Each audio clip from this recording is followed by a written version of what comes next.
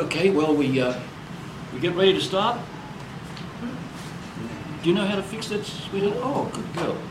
Should I do it now? Yeah, go ahead. Just press the red button, that's all. Thank you. So, we're dealing with certitude. We're dealing with the epistemological section of philosophy. And there's so much stuff I could give, but I don't intend giving a full course in epistemology. That would take us well away from what we should be doing at the moment. We could do that some other time. We'd need to be built up better before we do that, perhaps. But I'm giving you some of the kernel of it as we go. Believe me, you're getting it as we go. So, we said that every principle of reason, you cannot prove them. You can't give a positive proof.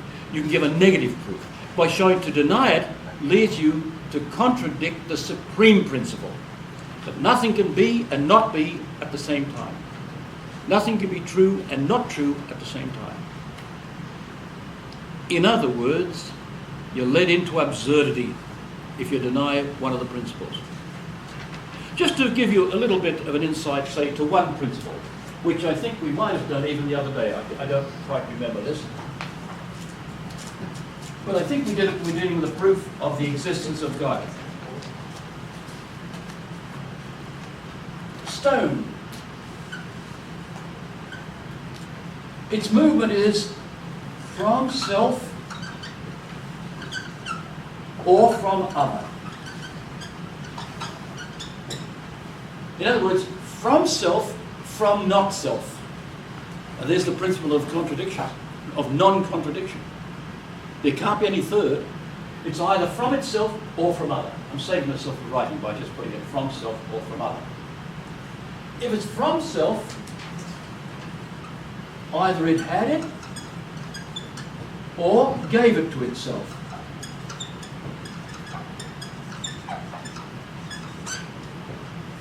If it already had it, it would have been moving. But we said it wasn't moving and it started to move. So if it already had the movement, it was not non-moving. If it gave it to itself, that means it didn't have the movement, yet it gave it to itself, meaning it did have the movement. Therefore, since it did not have it, and it could not give it to itself, therefore it's from other. Simple defense like that. There's a beautiful 2-page defense of the principle of finality. And that's from Garrigou-Lagrange, and I've got a lovely translation done by Woodbury on that. But with finality, every being operates for the sake of an end. So here's the arrow. It goes to the target. What's the end for which the arrow is operating? Be at the target. So, by the way, where did that come up the other day when I said something about something that we had to French something or other, and somebody said, oh, you get that at the Target, you won't get that at Walmart. The Target, of course, is a French company. I don't know where that came up, somewhere the other day. But if the arrow sends itself to the target, that means it knows where it's going. Be at the target is in its mind. But the arrow hasn't got a mind. We can prove that easily enough. It takes an intellect to direct it there. So it cannot direct itself there, but an intellect can know this already. Be at the target. So this be at the target doesn't exist. So that if the arrow flew to the target, it could be flown as somebody has objected, or the wind could fly it there. That is true. But that's not a conscious act either. That's purely accidental. But we know that archers send an arrow to the target all the time. They keep sending the arrow, so they have in mind what they're doing. So it goes from potency to act. Can be at the target to does be at the target. It's moved from potency to act by something that can move it from potency to act. Now the intellect itself goes from potency to act. Again, nothing can actualize itself. That means it's not in potency if it can actualize itself. That means it's got the act within its own self, the meaning of the act. So the intellect it also has to go from potency and act. If it sends itself from potency to act, that means it was in act before it was in act. That's absurd. So you should smile. So the intellect cannot say to itself, I want to go to thinking about sending the target, because that means it thinks about it before it thinks. But an intellect goes from potency to act because it's moved by another intellect. The only thing that can move it from potency to act. An intellect that realizes the act before it's achieved. So you go to one that isn't in potency. It's pure act. Pure actual. No potency whatsoever.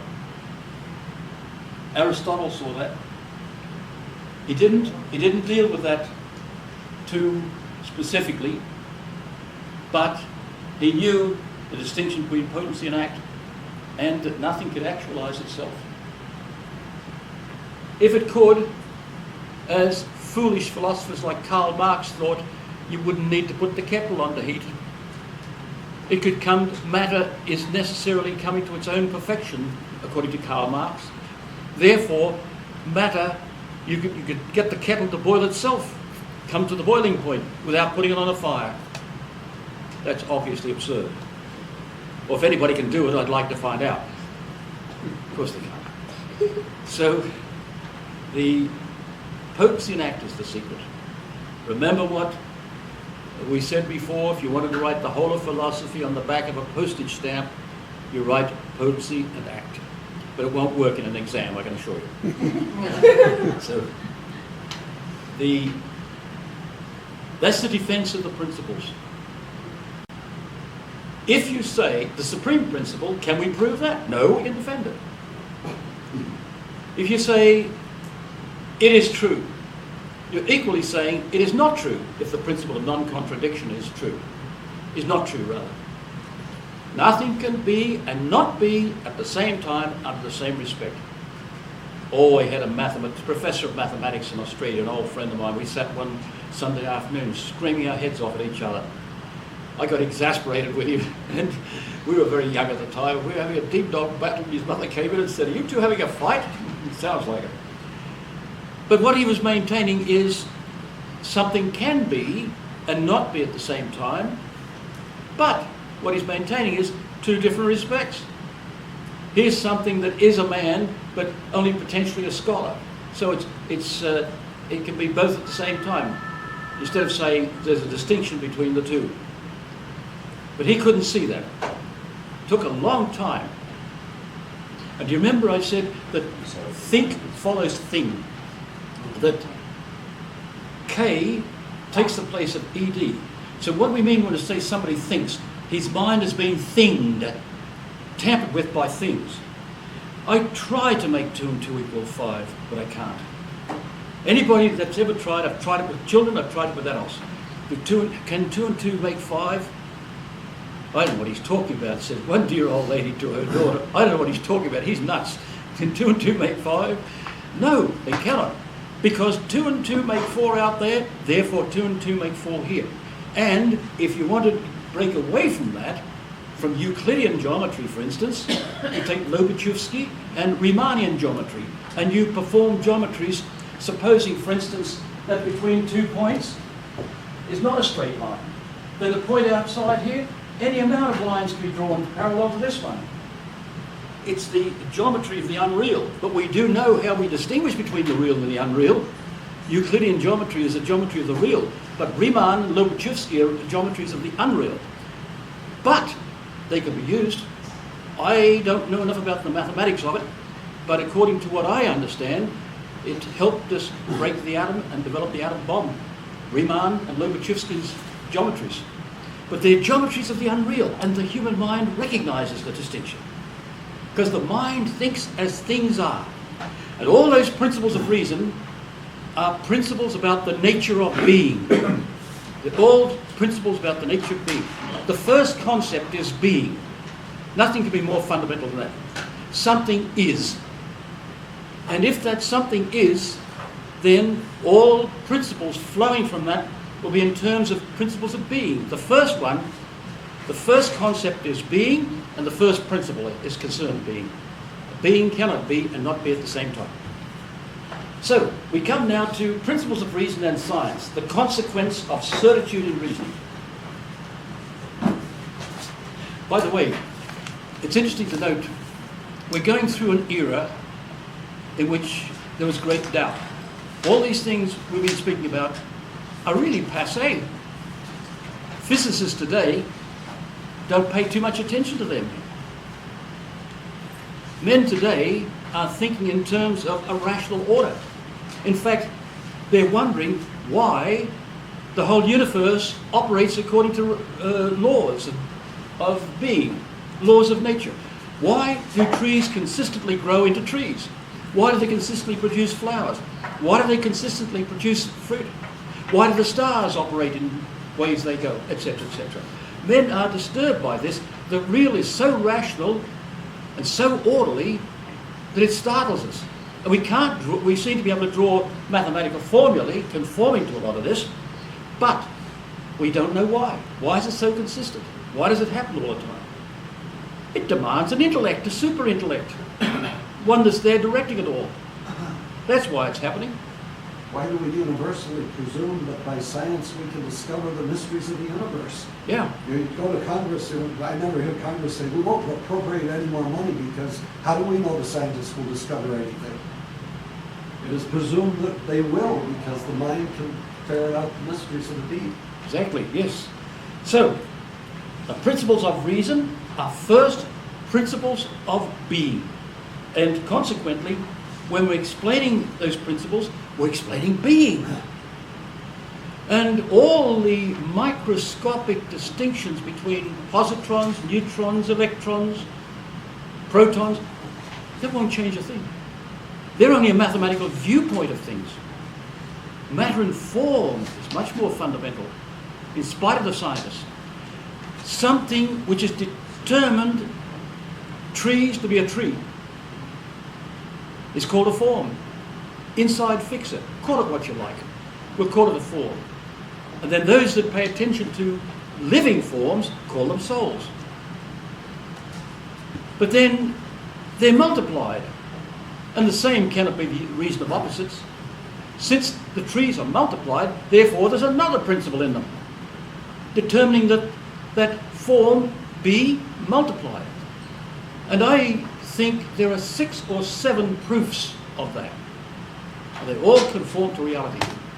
And because Thomistic philosophy is so intellectual, it frightens some people.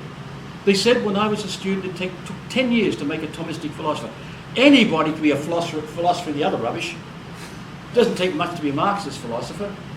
You can stand in the Sydney domain and say, what we need is dialectical materialism. A friend of mine heard a voice way down here. Yes, well, what's dialectic materialism? Oh, you'll learn eventually. Anyway, that's what we need, whatever it is. That's what we need, he says. He had no idea what it was. Dialectical materialism. It means the struggle of opposites. A material body struggling opposite, that's what it really means. But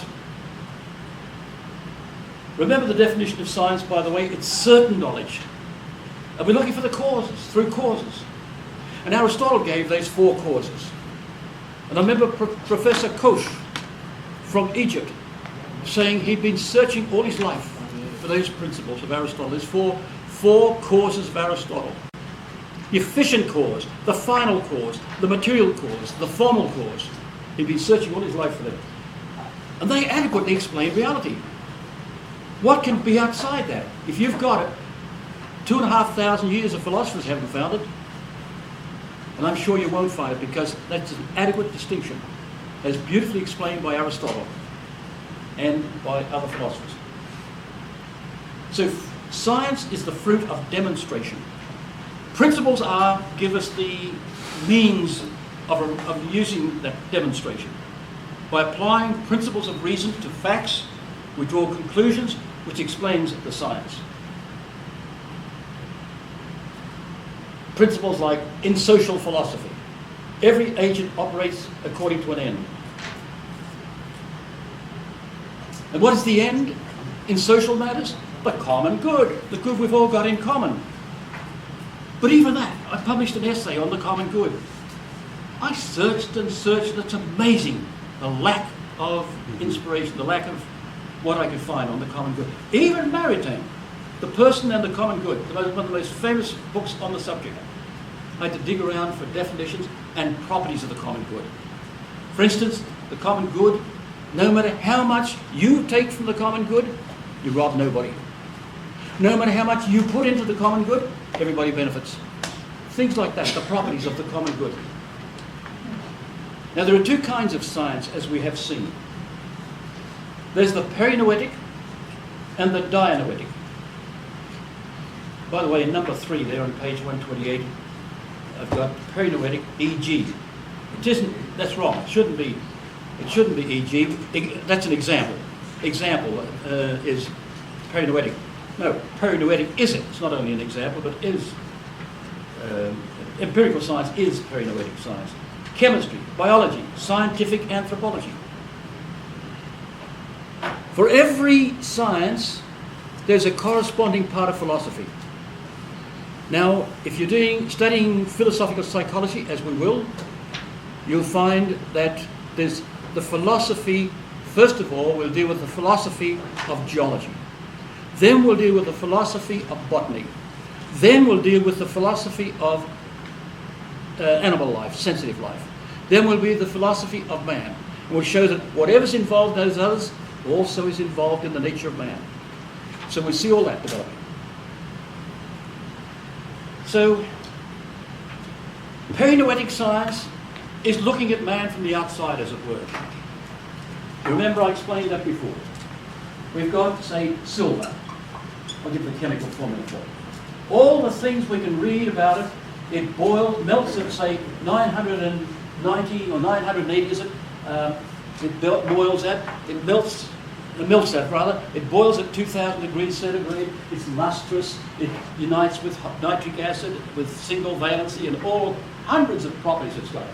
But they're signs only of what silver is. They don't tell us what silver is.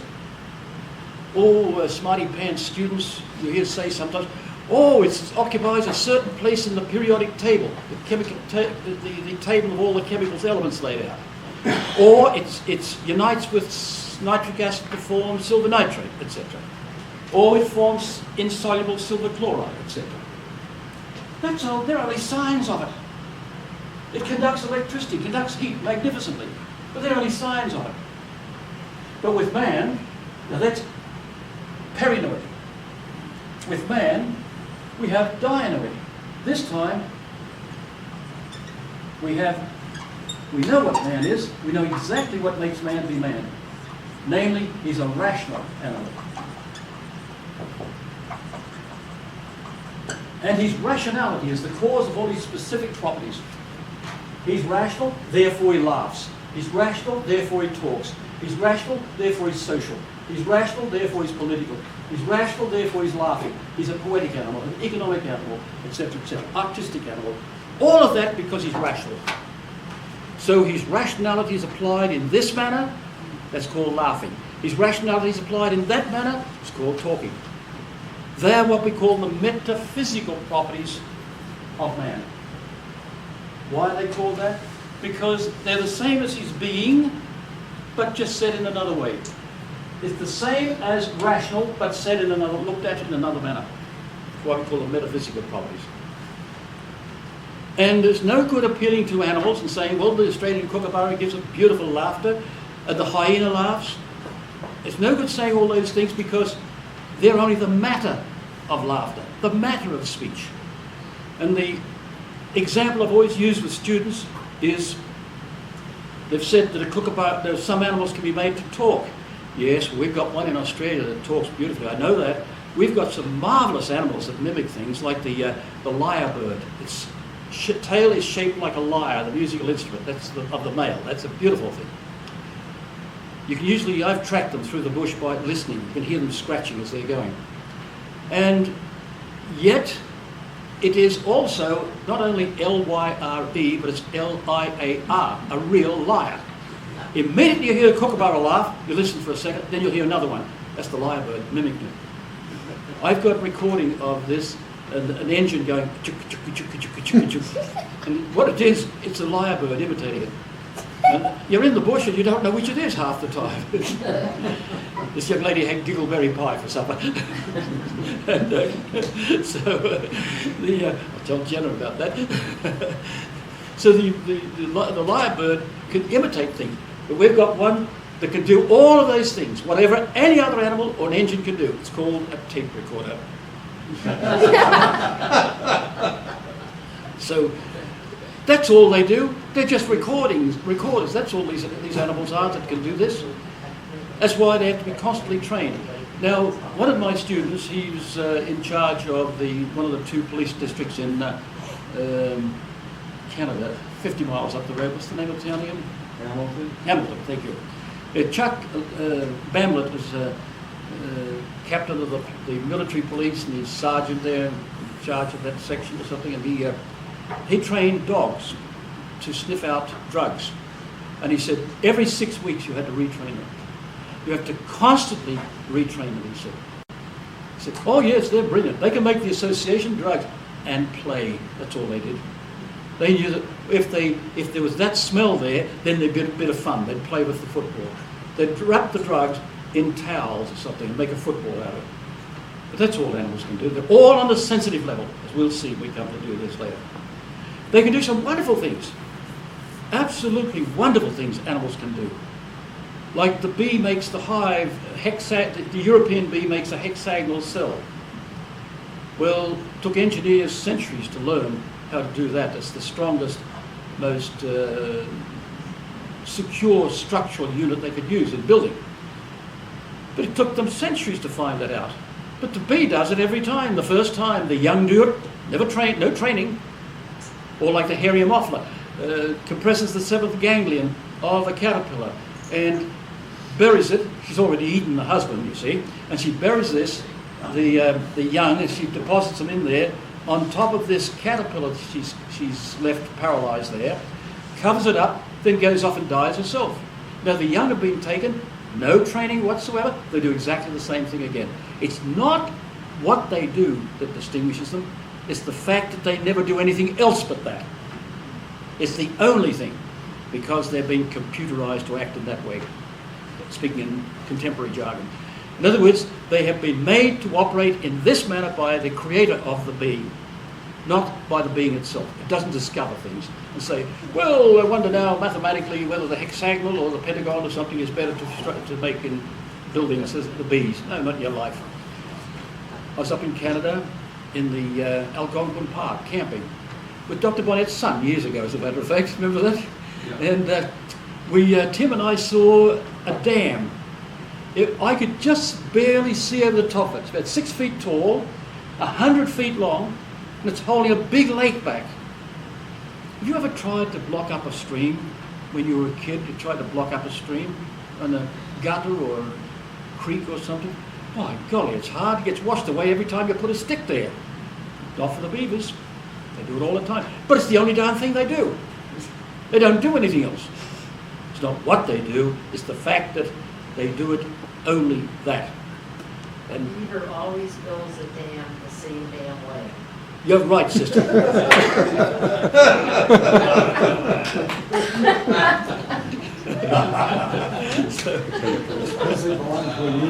Who's that dame? Who's that dame that said that? Thank you. Thank you, madame. So, and remember, as I said last time, I think, laboratories are not where science takes place. They're only providing the matter. Where does science take place? In here, when you draw a conclusion. And I've seen students that say, what is, I say, oh, do you wear a white coat too? You know, and they say, oh, it's playing with all about test tubes and experimenting with nature and exploring nature. Well, I do that, and I don't necessarily call that science. You know, I've climbed mountains, I've climbed all sorts of things, and and got lost in the bush a couple of times, and you say to yourself, well, is that science? Hardly. Science is when you take that and draw a conclusion. That's when you've got a scientific act. When you've used all the data to develop a scientific conclusion, and which may or may be wrong. The story is told about the man, I think I might have told you this, who trained a fly to jump. Yes. Yes. Yeah. He ended up... Tell us again, Elizabeth. Thank you, Elizabeth. 10 years of age and I've been contradicted. I've been stopped in my tracks. So, well, you remember the fly. Jump, fly, jump. He concluded the fly was deaf because it didn't jump. So, after he pulled all the legs off it. So remember the principle behind all this reasoning. You take two concepts, and by the way, we show in epistemology, we defend the dependence of the intellect upon reality. The dependence of the intellect upon the senses, and the dependence of senses on reality. Look, my friends, here's a sentence I'm going to put on the board. A judgment made about reality. You've heard this one before. The book is on the table. Or the thing on the table. The book, there's the subject. The thing on the table, there's the predicate. Are those words identical? Certainly not. Are the concepts identical? Certainly not. Yet there's not a person who would deny the truth of that statement. Why? Because that, what I formed in the mind, I find identical with reality. I've enunciated first this proposition. The book is on the table. That's the enunciative proposition. Then I've judged that what I've constructed here is identical with what's out there. That's the judicative proposition. In other words, there's where the judgment... People usually say in lots of books, what is a judgment? It's putting two concepts together.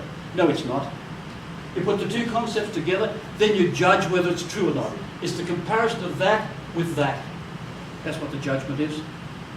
You've concluded that that is identical with what's out there.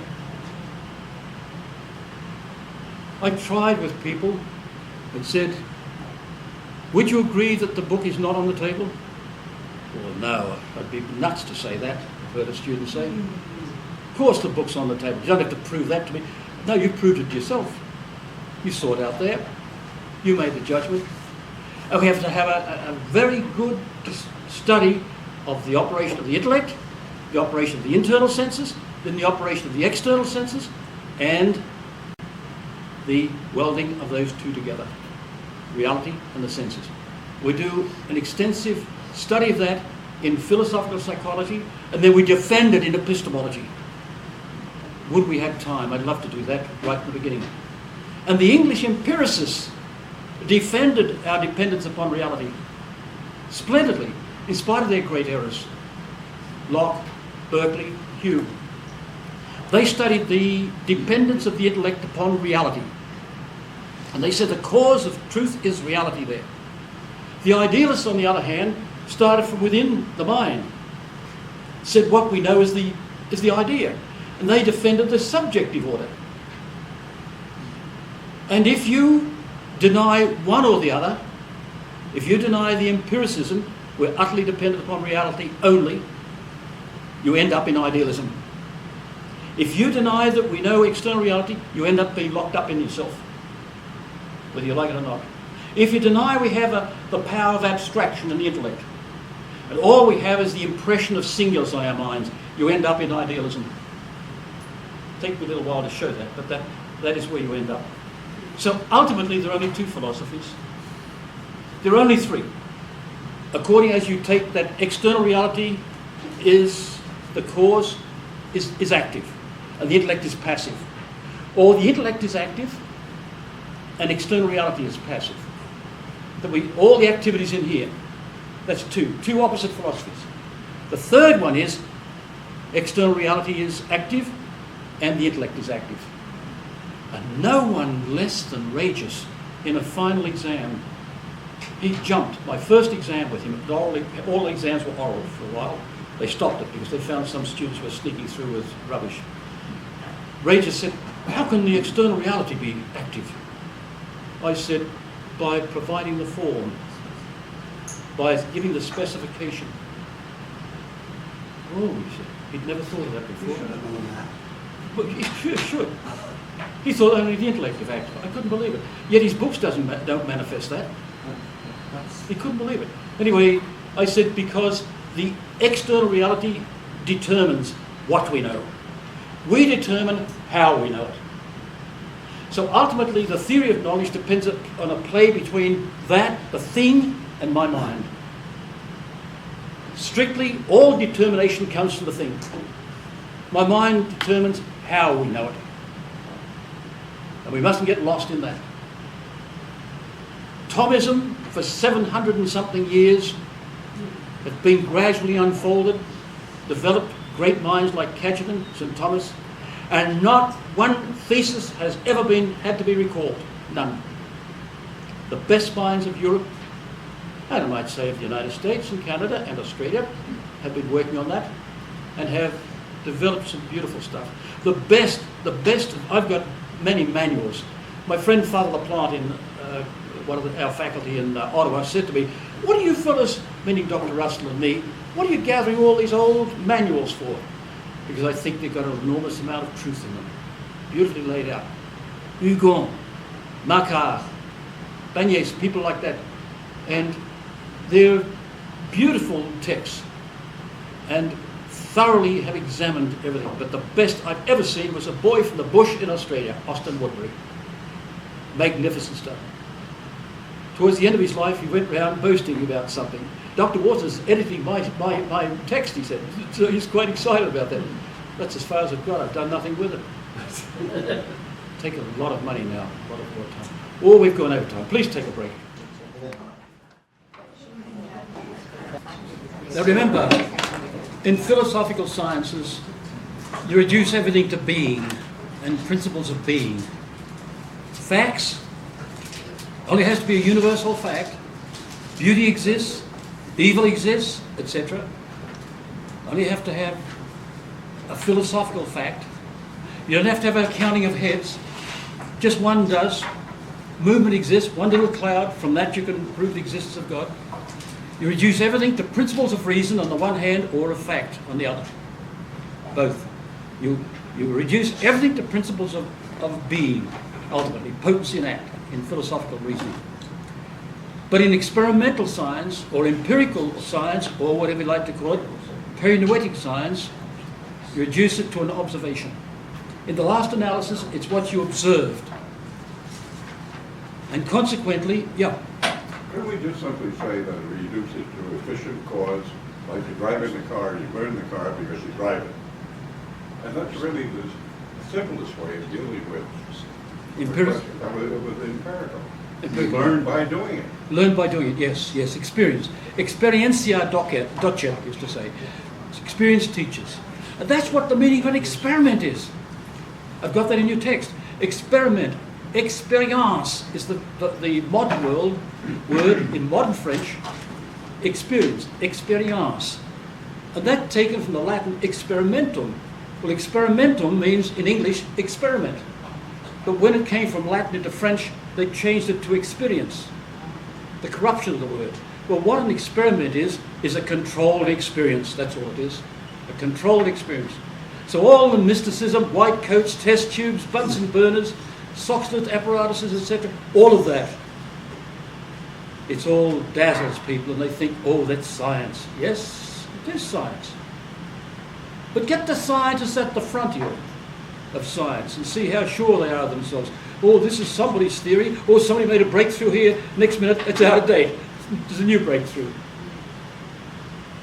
But from the time of the ancient Greeks, 6th century BC, the major theses, nothing's ever been recalled. And in Thomism, which is not another faith, it's treated like that, that's why it collapsed.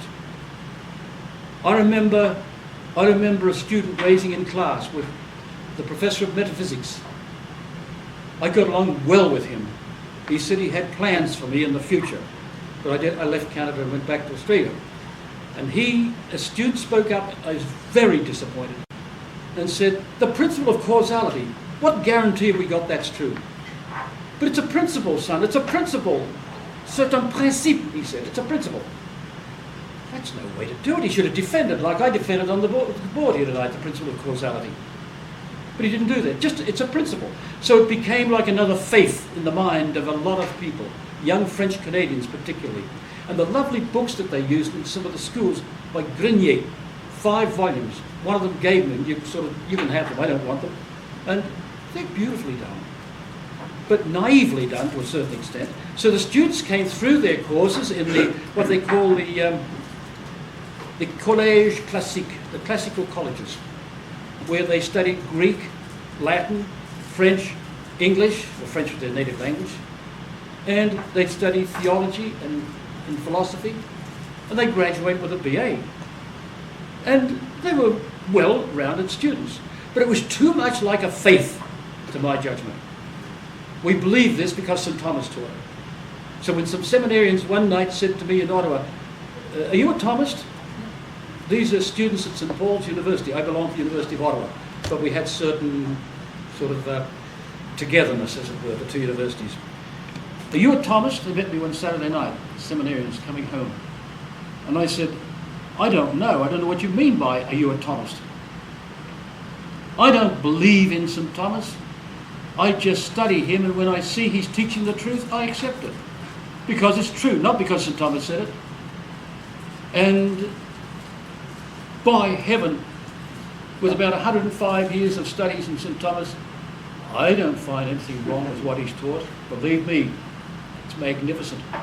And as I think it was Maritain said, it's deceptively simple. Deceptively simple.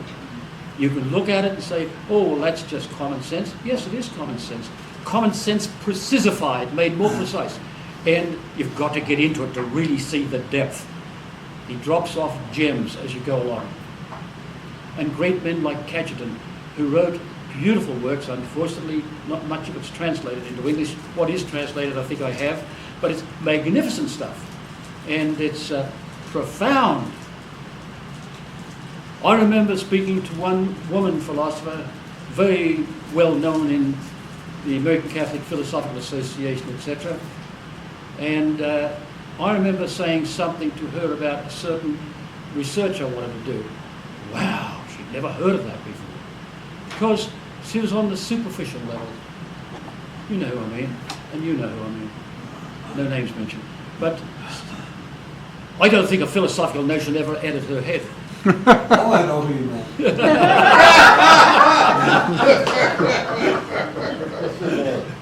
One of her students, who's in this class, but he's not here tonight, he's been sick. He studied with that woman, and he said he didn't learn a thing from the day they entered the classroom to when they left. But she's a big light in the American Catholic Philosophical Association. Too much of a faith amongst some of these people. Not a rigorous scientific matter. Woodbury said to me when I went away to study, try and see not that our teaching is true, but see why it must be true. Always try to see that. Great. That's the way to see it. See why it must be true. Struggle for that. And as I published once, as a group of us, I was asked to join a group to publish a certain, can't think of the name of the journal for the moment. And what does a philosopher do when he comes to a dilemma? You never deny one term of a problem to save the other. That's what Parmenides and Heraclitus did. Heraclitus said, I must accept my senses. Parmenides said, I must accept what the intellect says. Both denied the opposite. You don't deny them, you at least keep them in your mind and try and reconcile them. If you can't, stay with it. We can't solve every problem. Stay with it and see if you can reconcile it. I know I had a struggle with capital punishment. I've published 6 papers defending capital punishment. But I had a struggle with it at first, but then, you know, the light started to open up and I could see how it can be justified. One of the papers I wrote, by the way, the Church on Capital Punishment. And no pope has ever condemned capital punishment. Oh, yes, he did. John Paul II. No, he didn't. He said it mustn't be applied today. It doesn't need to be applied today. But he said explicitly the state has the right. One pope ordered executions, 2 that I know of. So if you can't reconcile them, keep trying. That's the only way. I just sent you something, it's just my mind's slipping, but something from Benedict, where he talks about examples of things where there may be a legitimate divergence of opinion. And the example he gives is capital punishment. Capital punishment, yes. And then compared to something about which there could be no divergence. Yes. And Woodbury put it this way one night, and I don't have any shame about saying this. He's the best mind I ever studied under. They have the best. When I was at Montreal, they had a fantastic faculty there then. And now I forgot. Oh yes, a government must think twice before it abolishes capital punishment. It deprives the community of a defence. The job of the government is to administer justice, not mercy. That's not its job. Justice. Its job is to administer. Well, we've got off the track just a wee bit, but all these things are the fruit of, research, study, etc. So we saw there are 2 kinds of science. And what we have to do is we use the instrument of philosophy, logic. We use that in both dianoetic and perinoetic sciences, the experimental and the philosophical sciences, but in different ways. On what page are we on now? We're up to 28. We haven't gone far from 28 tonight. Now, those in perinoetic sciences ridicule the idea of certitude. One relative of mine, I've mentioned it before, he was a cancer specialist in Australia. And he said straight out, nothing can be certain. Nothing can be certain. I wondered if after the years of working was he certain of that, because he'd be opening patients up and seeing the cancerous growth. He'd be pretty darn certain that that was there. But anyway, he... can you imagine in mathematics on page 129, 2 plus 2 equal 4, I think. I'm not sure of it, but I think. Could you imagine this? The square and the hypotenuse is equal to the sum of the squares on the other 2 sides, I think. Chemistry. Silver nitrate added to sodium chloride solution produces insoluble silver chloride, I think. Or philosophy and metaphysics. The whole is greater than its part. Kant thinks. So does St. Thomas. And so do I. The whole is greater than its part. And so on. Murder's an evil act, I think. Today we've come through an era of subjectivism, where everything is subjective. Truth is only truth for me. Where did that come up in the last 24 hours? I've forgotten now, somewhere. The truth is something for me. Everybody's got their own truths. It might have been in this journal on the Pope's visit here, I don't remember now. But everything is, all have their own truths according to these people. I remember somebody was asked about, didn't they recognise any absolutes? Yes, I recognise this. It's absolutely terrible to steal something from somebody. Childish. Nothing can be and not be at the same time. We all think. The same cannot be the reason of opposites. I think that I think. So it goes on. So now we come to philosophy's most principal question. What is the biggest question in philosophy? Philosophy's principal question. The question of the universal nature. The universal. It ultimately says, what's in here is an expression of the natures of things out there. Universal natures. Now, there's a piebald horse, there's a grey horse, there's a brown horse, there's a red horse or something. Well, could have been a red herring, I suppose. Well, all of these things are laid out there. Sorry about that. All these things are laid out there. Thanks, sister. Are they the same in being horses? Are they the same? There's a mushroom, it's a different colour, etc. Are they all the same in being mushrooms? I mean, do we have mushroom for difference on that? I don't know. Oh. Sorry. So what about that? Is there such a thing as universal nature? That's the principal problem of philosophy. You remember I explained last class the doctrine of the universal. Can we know the universal natures of things? It's explained by the theory of knowledge. That's how we explain it. And that is explained by the theory of potency and act. That's why modern philosophy is such a bloody mess. But the universal, they've got no idea. Read Locke, Berkeley and Hume. We had to spend 3-5 months, I don't know how long it was now, studying the texts of Locke, Berkeley and Hume, and Kant and people like Schopenhauer, etc., all being thrown in. Oh, it was tedious reading this stuff. When you see the errors, some simple errors of these men, but you see, they were great men in the 18th century, etc. Because, they're writing in English. They're not writing in Latin anymore. With the decadence of the so-called, what was it, the period they said, the Renaissance, in which they were all being awakened to the beauty of literature, etc. There was no rigour in the minds of these men. Kant wrote some silly stuff. He's a great man, the most influential man in the contemporary world, perhaps. Somebody wrote to me today from, yesterday, was it, from Texas University, asking me what did I think of this idea. The greatest philosopher was Thomas Aquinas, but the most influential philosopher was Kant. I said, yes, that's pretty close on. Kant is a very influential man.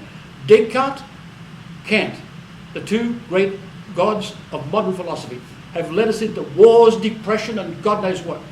I've written quite a bit on that at different times, had to speak about it, but they have led us into an awful mess.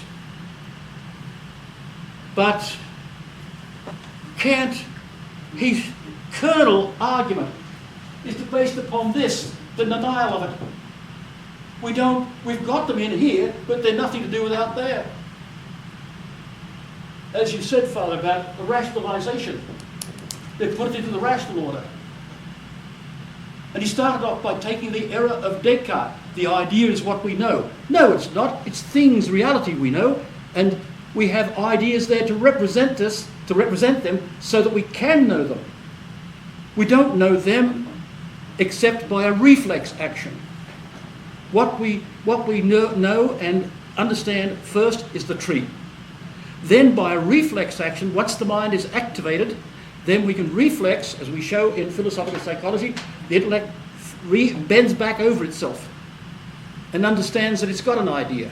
But until it was already actuated by something which is in act, not merely in potency, we cannot understand reality. So the universal is explained by the theory of knowledge, some of which I just barely gave a few bones on. But the theory of knowledge depends on potency and act. The intellect is a potency. It's pure potency in the order of knowledge. Matter is pure potency in the order of things. Primary matter can be anything. If a lion gobbled up a little girl like Elizabeth, then her potency, her matter, has a potency for new forms. The lion will have her matter, but will impose his form upon that matter. The intellect is pure potency in the order of knowledge. That's why we can know everything. And 6 centuries BC, Anaxagoras saw that the intellect has no nature of its own. Its nature is formed by the forms of external reality.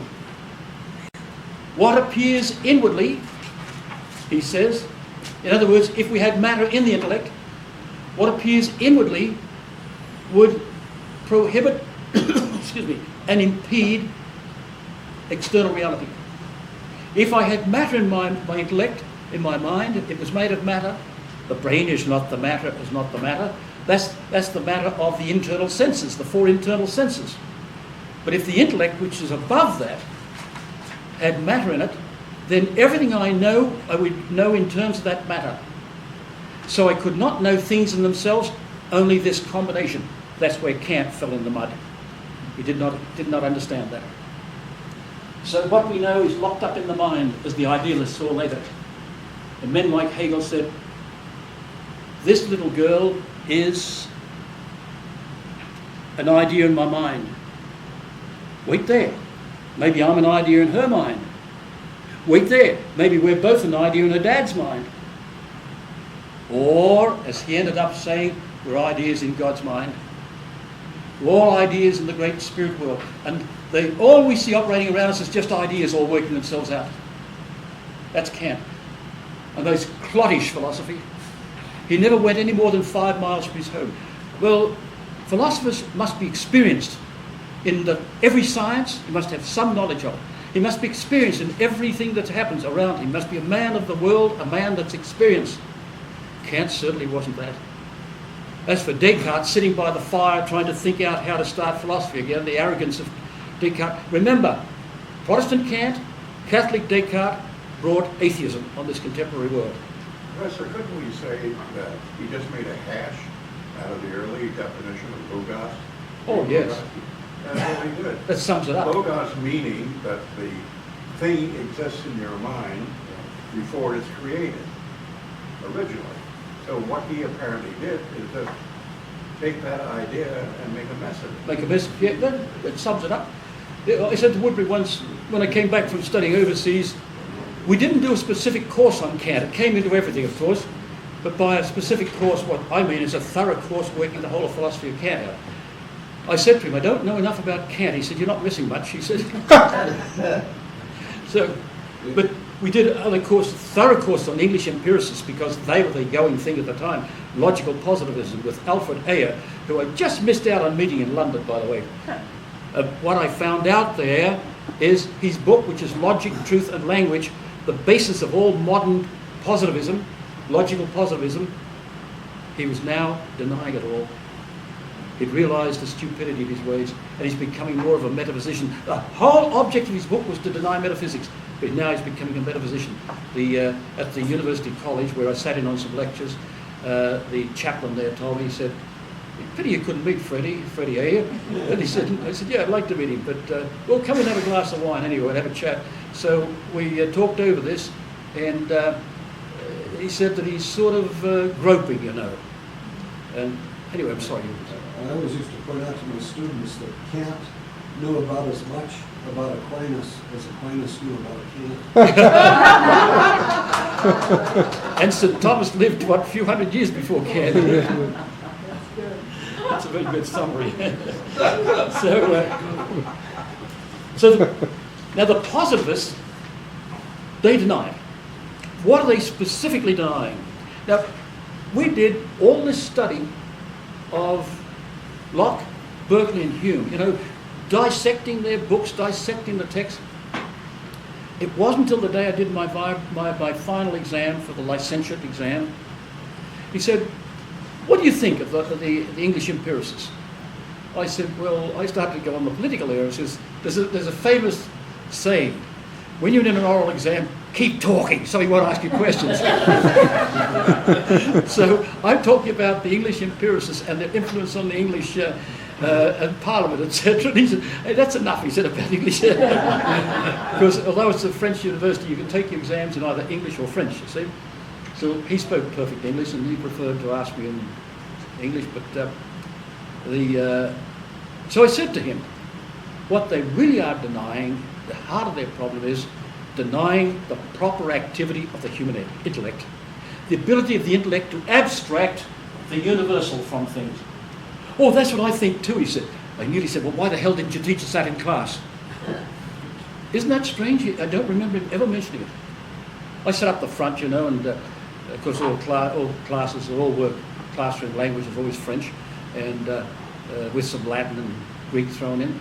But I listened very carefully. I never heard anyone once say that they deny the proper activity of the human intellect.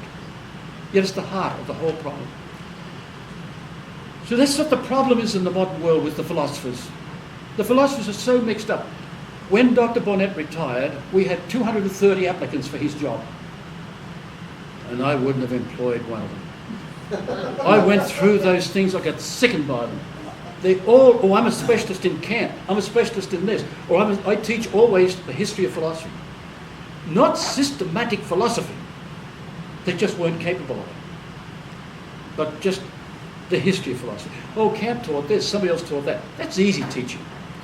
It shows the teacher hasn't understood the stuff.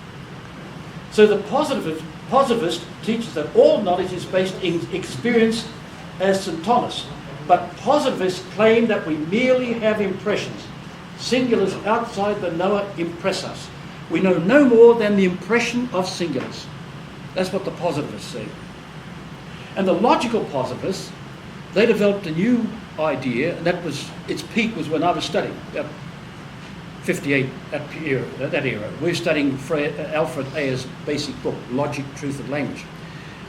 Their teaching was to show that any judgment you made that was nothing to do or could not be proven by experience, by observation, it was a nonsensical statement. Is there a God? Forget it. Doesn't mean a thing. I can't see him, therefore it's a nonsensical question. Do we have an immortal soul? These are things that came up in that book. Oh, forget it. We can't even be bothered with questions like that. It's nonsensical. It's what they call just a poetic statement. Nice and very cultured and be able to talk about things like that, but no real meaning. Unless you can sense something. And all our knowledge begins in sense, yes. Remember, we think as things are. We begin in reality. But when we're only limited to that, as the positivists say, God help us. They've been influenced by modern science, say about the 17th century onwards. Science started to say, and make great progress. Ooh, gee, water boils at 100 degrees, would you believe it? Or mercury can conduct electricity. Oh, this is great. I'm starting to learn things about reality. And suddenly they've got electricity coming on the horizon. Useful? So people think because it's useful, therefore it's good. There are three kinds of goods, my friends. There's the useful good. There's the pleasurable good. And there's the worthy good. I'm sorry, that's too pale for that. The useful good, a spade is useful, the glass of beer is useful, stimulates the appetite, and the glass of beer could also be pleasurable. A glass of wine could be pleasurable as well as useful. But worthy or honest good, we call it honest good too. A worthy good or an honest good is that which is good for its own sake. These other two are good for a worthy good, that we call intermediate goods. Something can be useful and pleasurable, but nasty medicine can be useful but unpleasurable. But they're both for the sake of health, which is a worthy good, or an honest good. I'm sorry, you're going to say something. Well, back when we were talking about the verification principle, it doesn't pass its own test. No, it doesn't pass. You cannot verify the principle of verifiability. You cannot, with observation, prove that observation is the only method. And they noted that after a few years, but then figured, what the heck, it's the only way to go. Yeah. They didn't discover it for quite a while. You cannot verify the principle of verifiability, which they maintain, namely, you can't prove by observation that observation is the only method. Now, the critical defense, as we have in Thomistic epistemology, it goes far beyond anything those men do. You see them groping around in modern textbooks, they're groping and groping. Sometimes it's very erudite groping and difficult to read, but you've got to learn to see through it. So there's positivism. So you can observe pleasurable goods and unpleasurable goods. But useful goods will take intelligence to understand that. The worthy good will forget it. They boil it down to sentiment. This beautiful little girl, she's an honest good, a worthy good, worth having for her own sake.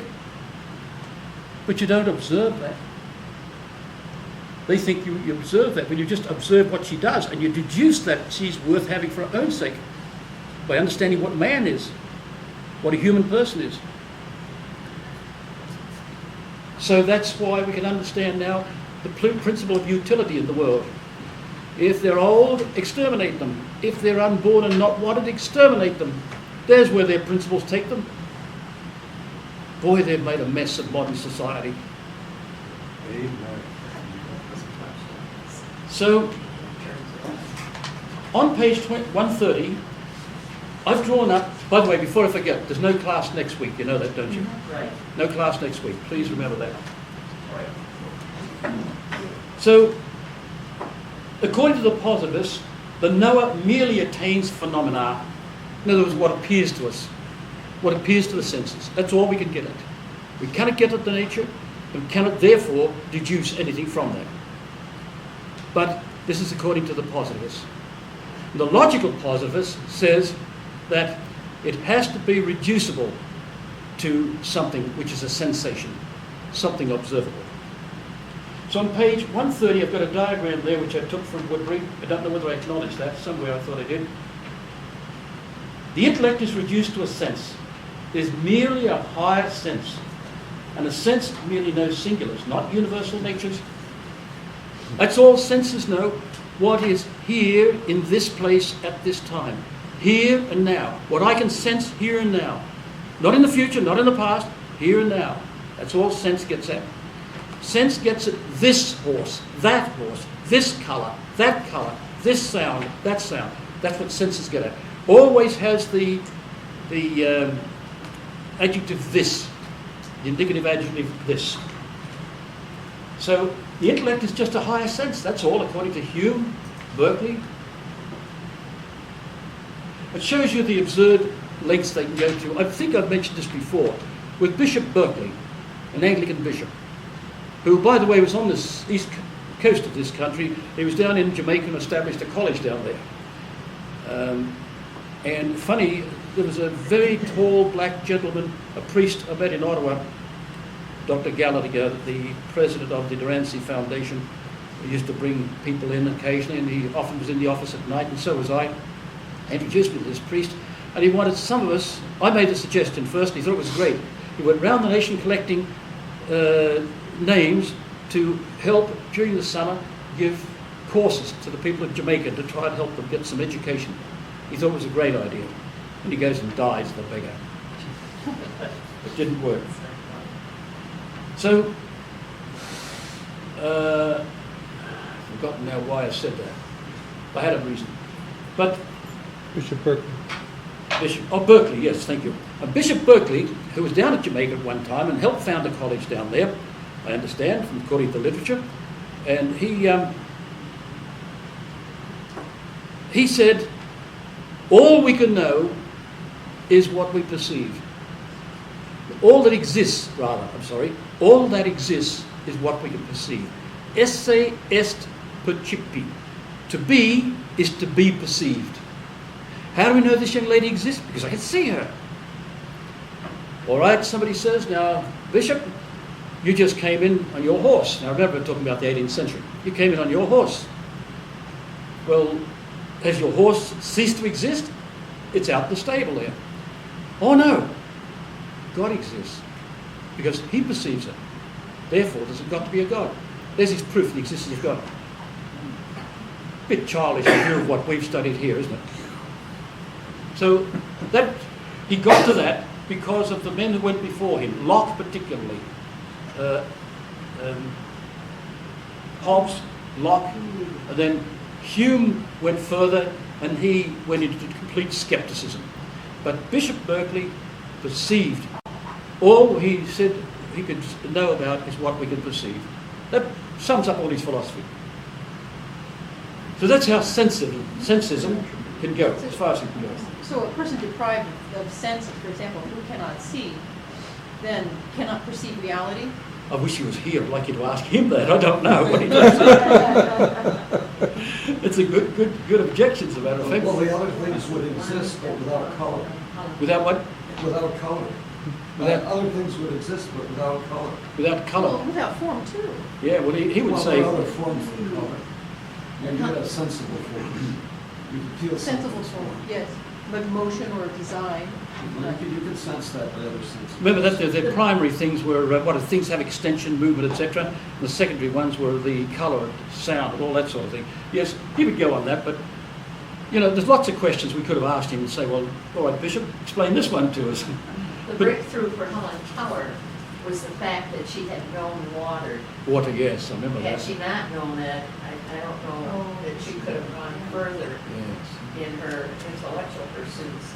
But that connection with water made a difference. That sensation that she knew before she went that dumb blind. Oh, by the way, forgive me, something I meant to open with tonight, I'll speak about another time. I put it forward on your computers how to study. Yes. A number of people had asked me for that, so I set it up, and I set it up in a different form from what I had it before, but it's a lovely little book. I wish I had one to give each one of you, but I haven't. What is the? I didn't quite get the line about the wine. Oh, wait there, what was it again? What context was it? I don't think I understand. Where is that? Oh, love yourself by making constant use of it. If you want to be admitted into the wine cellar. Is that the one? Yes, I don't understand. Oh, you that. mean the richness of all the stuff to be learned. I see. Okay. You see the richness of it. So, so sensism, that's a psychological term. Now, the same idea of this positivism can be looked at in this way, where we apprehend phenomena only. Well, that's called positivism when it's presented in that form. They just say we can only know phenomena, singular phenomena. That's all we can know. If you're talking about from the psychological viewpoint, we call it sensism. But if you speak about the logical form, that the universal is merely a name, a collective name for all these singulars. So when I say a tree, it's a collective name for all those trees. When I say man, it's a collective name for all human persons. Well, then we usually call that nominalism. That's the same thing viewpoint from the viewpoint of logic. So really it's the same thing. But remember, oh, by the way, there's one mistake there. On page 130, number 5, Right. I've got the theory of knowledge is reducible to the theory of knowledge. I apologise for that. It should be the universal is reducible to the theory of knowledge. This then is reducible to the theory of purpose in act. Now I've got it schematised with a little explanation for you. So then, on page 6, Page what? I'm sorry, page 131, I'm sorry. By the way, did you get the correction of the page numbers today? I'm sorry about that. I don't know what my computer did, but I fixed it somehow. Yeah. You know what I do? No. I always wait for 4 o'clock. I suspect that somebody did that. Thank you. You see, when you're writing a book, believe me, it goes through a lot of editing before it's published. So much editing. And you're getting this first draft, and it's taking a lot of work. I spent till 4 o'clock last Monday night preparing some of this stuff for you. I had to translate, I had to rearrange, and some of the stuff there you've got, particularly the stuff on the last lot I've given you, with the articles of the first question of the Summa. If you could see the original and see this, you wouldn't recognise it. I've dissected, I've underlined important points, and then I've brought this together. I've decided which one of the 10 articles should you have, and I've given you the 9. The 10th is not really of much interest to us, but the more for the theologian. And it takes a lot of work. And I got to this stage, about 3:30 or 3 o'clock, I quit, and what I did then is I turned the television on while I'm drinking vodka to try and get some sleep. So on page 131, philosophy's most principal question and the teaching of philosophers.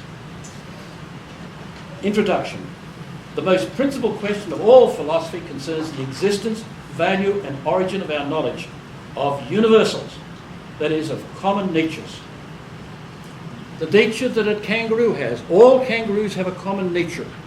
All dogs have a common nature. I'm not talking about their individuality. I'm talking about their nature, what they are. I said, these things have arisen in the past. Students often will pull you up over some silly, obvious thing. But I don't know what that nature, that dog is.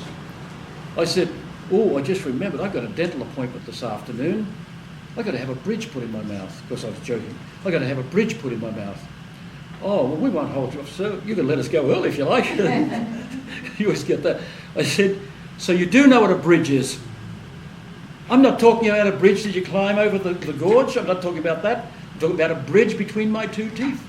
I didn't have to have that. I had fingers crossed. And, but the point was, they knew what the universal nature of bridge is. What can it be? You bridge a gap in your knowledge. I've seen electricity. My father called me one day out to his workshop and he said he had a big transformer there. He said, you watch this. He said, that's 7,000 volts. Now just watch it. And it just, you saw the copper wire melting away under the pressure of 7,000 volts. He taught me a lot of lessons like that. The best one was when he had a tank in which he kept air, compressed air. The day it blew up, it was a good lesson. But I'll never forget, it was a loud bang. Fortunately, he wasn't hurt. But I taught the nature of that lad, taught him rather about the nature of the universal. A universal, we're not talking about individual characteristics, and there are degrees of universality. Perhaps I should have put that in there, although it's earlier in their work somewhere. There are degrees of universality. So, let's say man, that's a universal nature. Then there's animal, that's a universal nature. Then there's